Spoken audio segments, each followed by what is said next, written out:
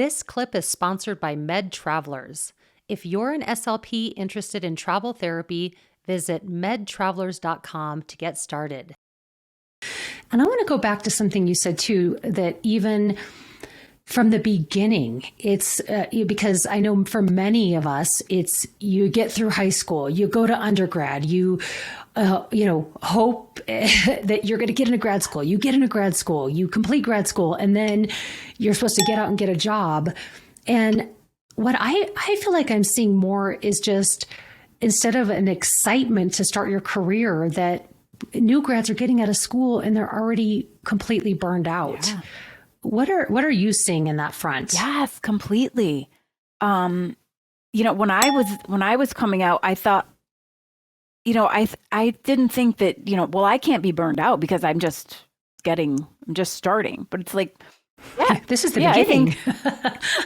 You're burned out in grad school. Let's be honest, right? Like, yeah,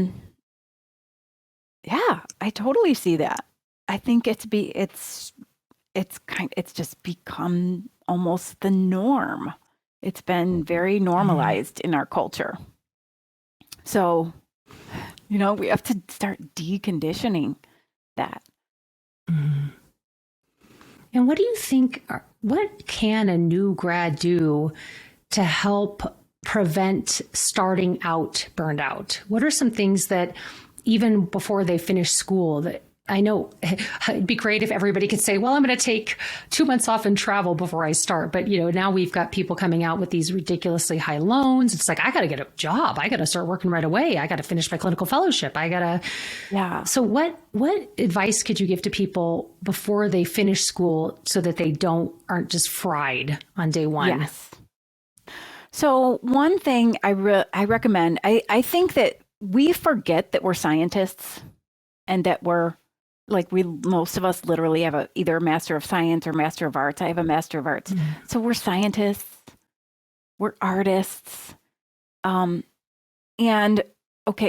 letting yourself experiment, on a daily basis, because you have enough knowledge, because I think, I feel like that helps with the imposter syndrome. It's like,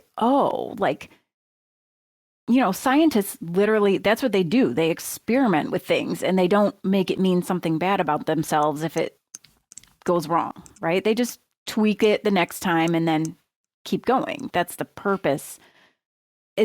Just remember that you're a scientist and you have enough knowledge to try things, tweak as you go, and just allow yourself that space to be creative and experiment.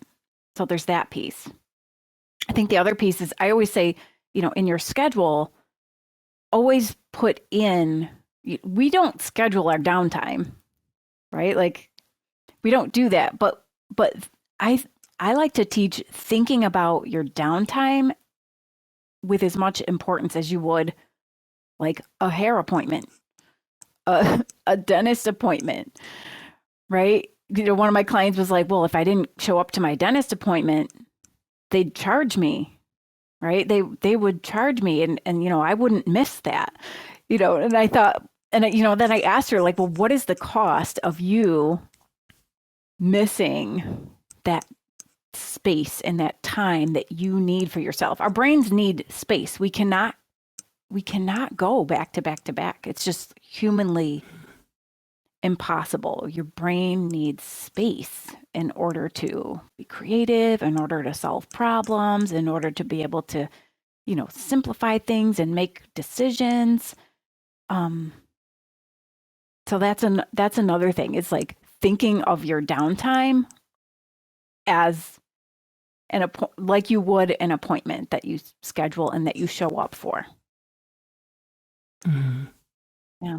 Yeah. And I think that is, you hit the nail on the head. And I've actually this year started I block off and it just says walk. And I go for a 30-minute walk. And it's, I realized that if things got busy, that was the first thing to go. And I finally had to say, well, why am I putting myself last? Because then I have nothing to give eventually when you put yourself last all the time. And so you're right. You have to put it in there and you have to, and I know that not everybody has that luxury of saying like, I'm going to go 30-minute walk, but even if it's, I'm going to go 15 minutes and eat lunch somewhere other than my desk or in front of my computer. Mm-hmm. And I tell new grads this all the time, that when you're making your schedule, let's say whether, it's a school or even medical, sometimes this is possible, block out time, but that's sacred. It's, don't, even if it's, this is my paperwork time, mm-hmm. that is sacred time. Don't let that be the first to go. Look at that, just like you said, as if it was a dentist appointment or a hair appointment. You're still going to go. You got to look at it that same way. Yes. You wouldn't miss those, right? You'd still show up, mm-hmm. right?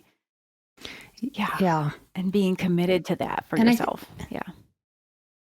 Exactly. Because you're also thinking sometimes another trick I do is, what would I tell a friend? Oh, right. Would I say, oh, you should absolutely give up that time. You should absolutely never eat that away from your computer. Like, you wouldn't tell a friend that. Right. So treat yourself just as good as you would treat somebody else. That's so good. That's so good.